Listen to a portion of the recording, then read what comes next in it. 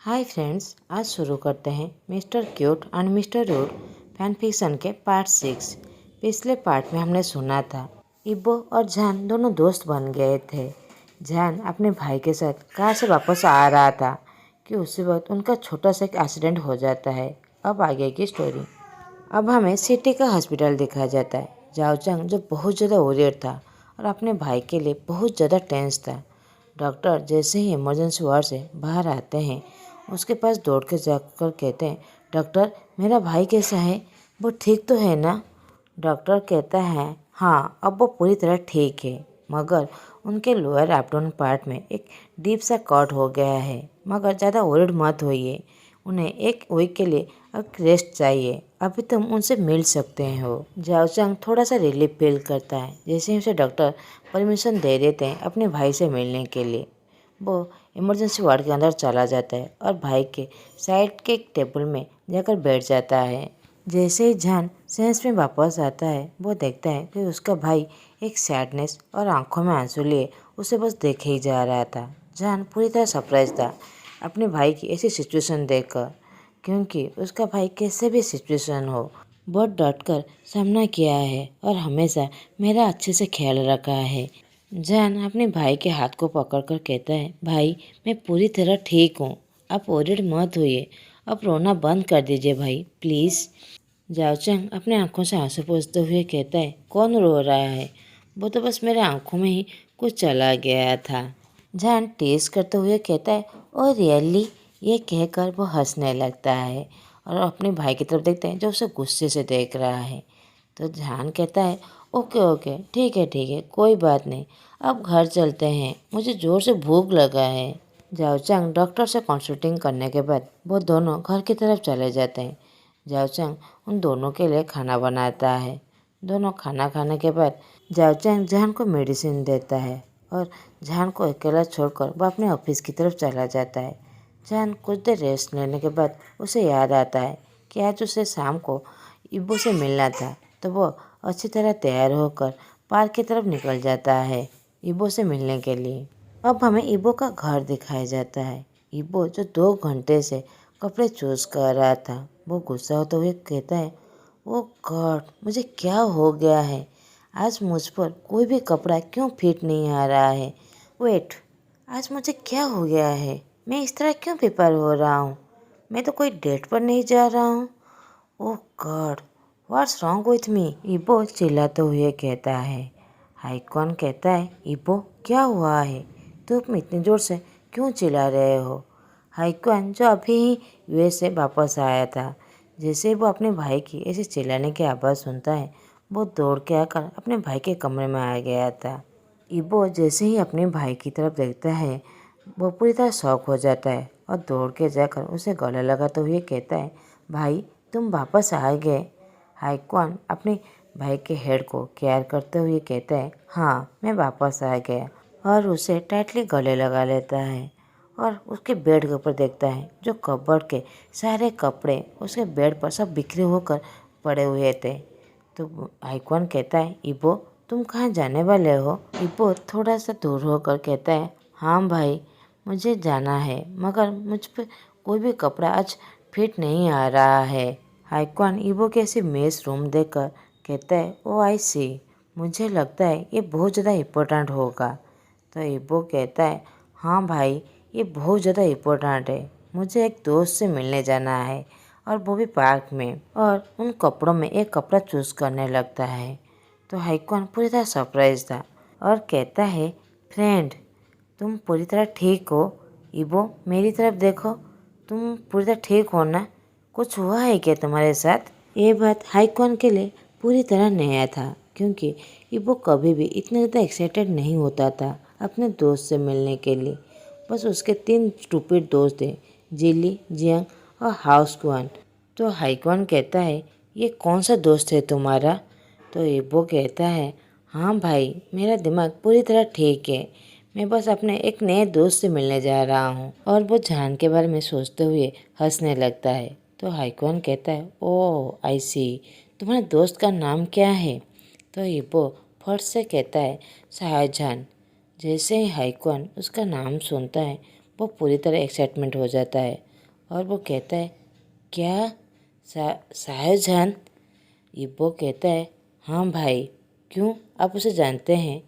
वो अपने भाई की तरफ देख रहा था। उसकी फेशियल एक्सप्रेशन पूरी तरह चेंज हो गया था, जैसे एक छोटा सा बच्चा उसका फेवरेट टॉय कुछ सालों बाद उसे मिला हो। सीजन कहता है, नहीं, मैं कैसे जान सकता हूँ? वेल इबो, क्या मैं तुम्हें कुछ कह सकता हूँ? इबो कहता है, हाँ भाई। आइकॉन कहता है, इबो, मैं तुम्हें ऑलरेडी जानता हूँ कि तुम्हें लड़कियों में कोई भी इंटरेस्ट नहीं है। तुम मैन को लाइक करते हो। इबो जैसे ही अपने भाई की बातें सुनता है वो पूरी तरह शॉक हो जाता है, क्योंकि उसने कभी भी अपने भाई के साथ ऐसी कोई भी सीक्रेट बात उसे शेयर नहीं किया था। तो इबो कहता है, भाई, आपको कैसे पता चला?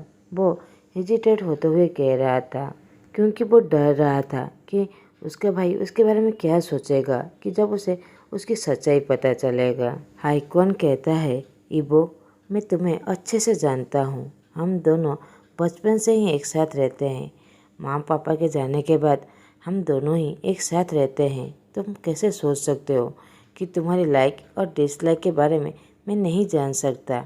इबो, मुझे पता है कि मैं कंपनी के काम के वजह से थोड़ा सा बिजी हो जाता हूँ, मगर मैं अपने छोटे भाई से बहुत ज़्यादा प्यार करता हूँ। मैं तुम्हारा फेस देखकर अच्छे से तुम्हारे इमोशन को पढ़ सकता हूँ। पूरी दुनिया चाहे जो भी कहे, तुम कोल्ड, रूड, हार्टलेस हो, मगर तुम मेरे लिए मेरे रियल भाई हो, जो बहुत ज़्यादा वार्म, केयरिंग और इमोशनल है। इबो अपने भाई की ऐसी इमोशनल बातें सुनकर वो सोचता है वो दुनिया का सबसे ज़्यादा लकीस्ट पर्सन है कि उसका भाई उसे इतना ज़्यादा समझता है और उससे ज़्यादा प्यार करता है और केयर करता है। तो इबो कहता है, भाई, इसका मतलब आपको मेरी ऐसी चीज़ों पर कोई प्रॉब्लम नहीं है? हाइक्वान कहता है, मुझे क्यों प्रॉब्लम होगा? मैं अपने भाई की खुशी उसकी आंखों में क्लियरली देख सकता हूँ कि मेरा भाई कितना ज़्यादा खुश है, और ख़ास करके तुम्हारे बॉयफ्रेंड के वजह से। ये बॉयफ्रेंड का वर्ड बहुत ज़्यादा फोर्स करके कह रहा था, जिससे वो कंफर्म होना चाहता था कि जान और इबो दोनों रिलेशनशिप में है। इबो बहुत ज़्यादा ऑकवर्ड फील करने लगता है और चक्कस करते हुए कहता है, नहीं भाई, ऐसी कोई बात नहीं है, हम दोनों जस्ट फ्रेंड है। हाइकॉन कहता है, ओ, तो फिर तुम मुझे बताओ, तुम दोनों एक दूसरे से कैसे मिले? तो इबो उसे सारी बातें बता देता है कि वो उसे किस तरह मिला और उसकी कैसे मदद की थी। हाइक्वान इतनी देर से अपने भाई को नोटिस कर रहा था कि उसके फेस के एक्सप्रेशन किस तरह चेंज हो रहा है। तो हाइक्वान कहता है, इबो, अब तुम मुझे बताओ, तुम उसके लिए क्या फील करते हो? एक दोस्त की तरह, एक भाई की तरह, या फिर और कुछ? इबो अपने भाई को सारी बातें एक्सप्लेन देते हुए कहता है, भाई, मुझे नहीं पता, मगर मेरे पास वो जब सामने होता है तो मुझे ऐसा लगता है कि मेरा हार्ट वहीं पर ही स्टॉप हो गया है। जब वो मेरे सामने मुस्कुराता है, जैसे मेरे सामने चारों तरफ की सारी दुनिया वहीं पर ही रुक गया है। मगर जब वो दूसरों के लिए हंसता है, मुझे वो बिल्कुल पसंद नहीं आता। मैं हमेशा चाहता हूँ कि मैं उसे प्रोटेक्ट करूँ, मैं उसे सेव करूँ, वो बस मेरे लिए है। मैं बस उसे अपने पास ही रखना चाहता हूँ और वो मेरे लिए ही मुस्कुराए। इबो ये सारी बात अपने चेस्ट पर हाथ रखते हुए कह रहा था। हाइक्वान हंसने लगता है और उसे गले लगाते हुए कहता है, ओ माय गॉड, मेरा छोटा भाई अब प्यार में पड़ गया है। इबो कहता है, भाई, आप ये क्या कह रहे हो? हाइक्वान एक्साइटेड होते हुए कहता है, इबो, तुम प्यार में पड़ गए हो, तुम जान से प्यार करते हो, इसलिए तुम्हें ये सब कुछ फील हो रहा है। इबो सर झुकाते हुए कहता है, मगर भाई, मैं अभी तक अपनी फीलिंग के लिए श्योर नहीं हूँ, मगर बस मुझे इतना पता है कि वो मेरे लिए दोस्त से ज़्यादा है। मुझे बस थोड़ा सा टाइम चाहिए। हाइक्वान कहता है, ऑल राइट, तुम अपना टाइम ले सकते हो। जान के साथ ज़्यादा से ज़्यादा टाइम स्पेंड करो और अपने फीलिंग को अच्छे से समझ सको। तो इबो कहता है, ठीक है भाई, मुझे चेंज करना है और मुझे जल्द से जल्द भाग जाना है। हाइक्वान कहता है, ओके ओके, ये कहकर वो इबो के रूम से बाहर चला जाता है। हाइक्वान अपने घर के बेसमेंट के अंदर चला जाता है और एक बॉक्स में जो कुछ फाइल था उसे पकड़ते हुए कहता है, डैड, इतने सालों बाद मुझे लगता है मैं सारी फैमिली को ढूंढ लिया है ट्रस्ट मी डैड, जो कुछ साल पहले मेस क्रिएट हुआ था मैं उसे सब कुछ क्लियर कर लूँगा। इस बार मैं इस चांस को बिल्कुल खोने नहीं दूंगा। ये कहकर उस फाइल को टाइटली गले लगा लेता है। अब हमें पार्क दिखाया जाता है। जान जो कुछ देर पहले पार्क में आ गया था और इब्बो का वेट कर रहा था। इब्बो जो अपने भाई के वजह से लेट हो गया था। इब्बो फाइनली पार्क में पहुंच जाता है। दोनों एक दूसरे की तरफ देखने लगते हैं। वो दोनों एक दूसरे की तरफ देखकर बहुत ज़्यादा एक्साइटेड हो गए थे, मगर उसे छुपाने की कोशिश करते हैं। इब्बो जान के पास दौड़ के जाता है और जान बेंच पर खड़ा हो जाता है और अपने ड्रेस से डस्ट को क्लियर करने लगता है। तो इब्बो जान के पास आकर कहता है, हे जान, आई एम सॉरी, मैं बस कुछ काम में फंस गया था। आई होप तुम मेरा इंतज़ार बहुत देर से नहीं कर रहे हो। तो जान कहता है, नहीं इब्बो, मैं जस्ट कुछ देर पहले ही आया था। और वो पन्नी से स्माइल देता है। इब्बो सोचता है, ओ माय गॉड, इस तरह मुस्कुराना बंद करो, नहीं तो मेरा ये पुअर हार्ट इसे संभाल ही नहीं सकता। और उसकी तरफ देखकर जेंटली से हंसते हुए कहता है, तो फिर ठीक है, और थैंक यू मेरे ऑफर को एक्सेप्ट करने के लिए और मुझसे मिलने के लिए। जान कहता है, थैंक्स की कोई ज़रूरत नहीं है इब्बो, हम दोनों अभी दोस्त हैं ना।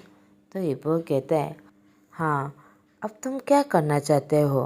तो जान कहता है, मैं थोड़ा सा टायर्ड हो गया हूँ इब्बो, कि हम थोड़ा सा कॉफ़ी पीने चले। इब्बो कहता है, ठीक है, पास में ही कॉफ़ी है, कि हम वहाँ पर चल के चले। इब्बो जान से ढेर सारा बातें करना चाहता था, अपनी फीलिंग को समझना चाहता था, मगर वो जान की तरफ देखता है जो पूरी तरह रेस्टलेस है। वो उसकी फेस देखकर अच्छी तरह समझ गया था कि जान रियली में बहुत ज़्यादा टायर्ड है। अब वो दोनों कैफ़े की तरफ जाने लगते हैं, मगर वो दोनों पूरी तरह साइलेंट थे। दोनों एक दूसरे से कुछ भी बातें नहीं कर रहे थे, बस उन दोनों की हार्ट बीट ही सुनाई दे रहा था। जान अपने राइट हैंड को अपने चेस्ट पर रखते हुए शांत करते हुए सोचता है, मुझे क्या हो रहा है, मेरा हार्ट इतने ज़्यादा बीट क्यों कर रहा है। शायद फर्स्ट टाइम है जब मैं अपने भाई इबिन और चीज़े को छोड़कर किसके साथ बाहर आया हूँ, मगर मुझे ऐसा लग रहा है मैं काम और कंफर्टेबल हूँ इब्बो के साथ। मुझे लगता है कि हम दोनों बहुत ज़्यादा अच्छा दोस्त बन गए हैं। ऑफ कोर्स वो बहुत ज़्यादा अच्छा और काइंड है।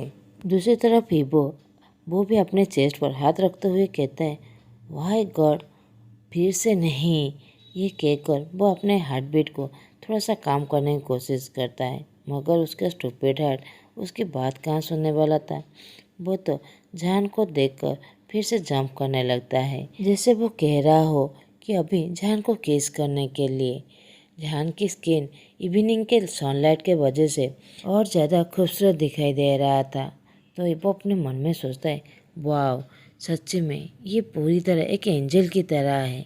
इस बात के कोई डाउट भी नहीं है कि मैं दुनिया का सबसे ज़्यादा लकीस्ट पर्सन हूँ कि मैं उसे शादी करने वाला हूँ। नहीं नहीं, वर्ल्ड नहीं, यूनिवर्स का मैं मोस्ट लकीस्ट पर्सन हूँ।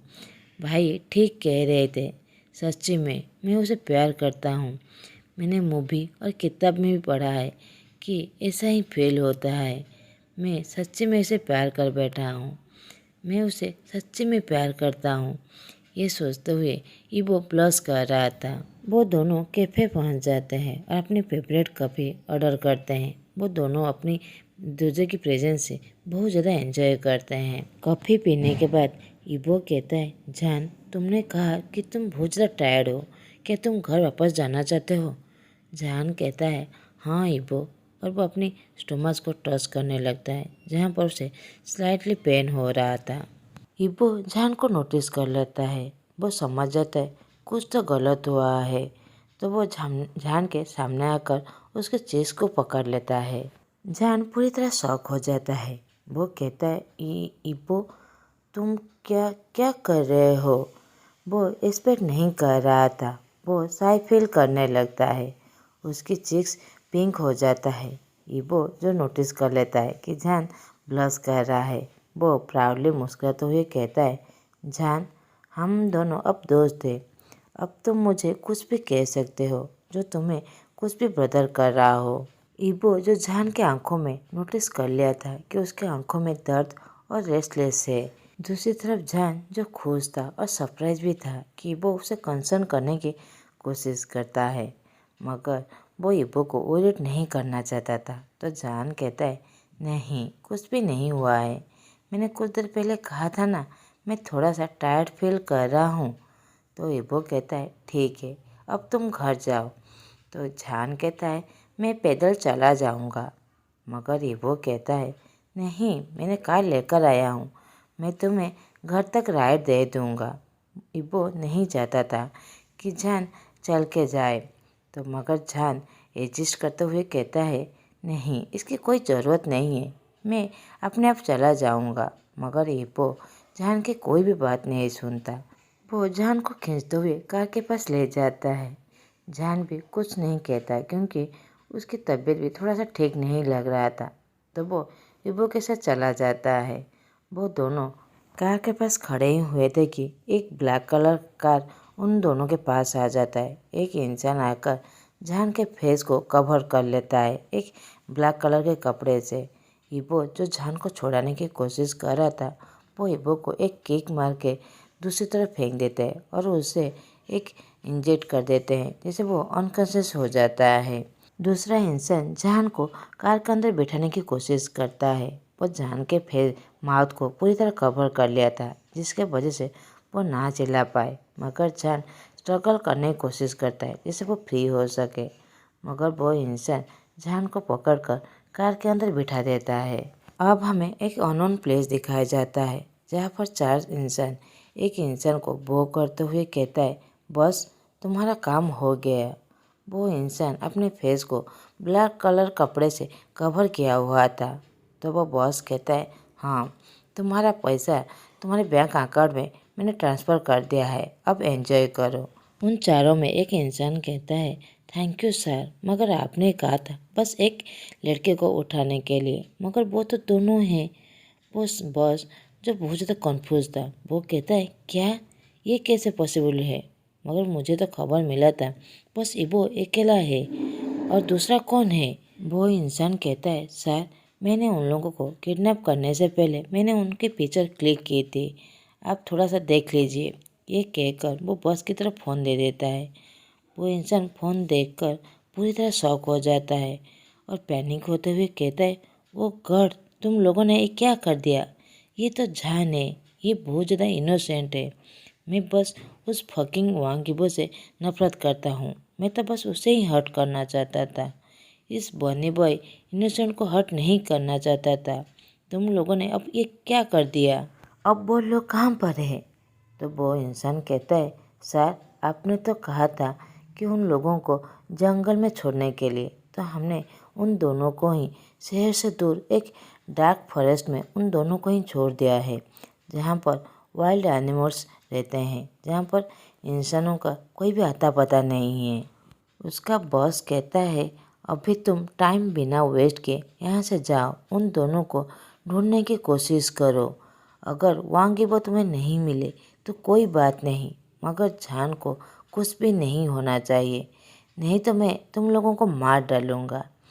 वो चारों इंसान ये बात सुनते ही वहाँ से दौड़ के चले जाते हैं। अब हमें डार्क फॉरेस्ट दिखाया जाता है जहाँ पर कुछ आवाज़ें और सनलाइट के वजह से इबो का नींद टूटता है। वो आंखें खोलने की कोशिश करता है, मगर उसके सर में बहुत ज़्यादा दर्द हो रहा था, वो आंखें ठीक से खोल भी नहीं पा रहा था। उसे जो ड्रग्स दिया गया था वो बहुत ज़्यादा स्ट्रांग था, वो इसलिए धीरे धीरे आंखें खोलने की कोशिश करता है। वो चारों तरफ देखने लगता है कि वो है कहाँ पर। उसे याद आता है कि वो दोनों कहाँ पर थे और यहाँ पर कैसे आए।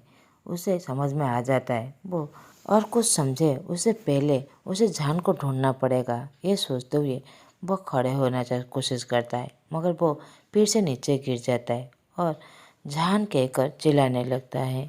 आज का पार्ट मैं यहीं पर ही ख़त्म करता हूँ। आप लोगों को मेरे एक्सप्लेनेशन अच्छे लगे तो प्लीज़ लाइक, कमेंट और सब्सक्राइब कर दीजिएगा। Thanks for watching.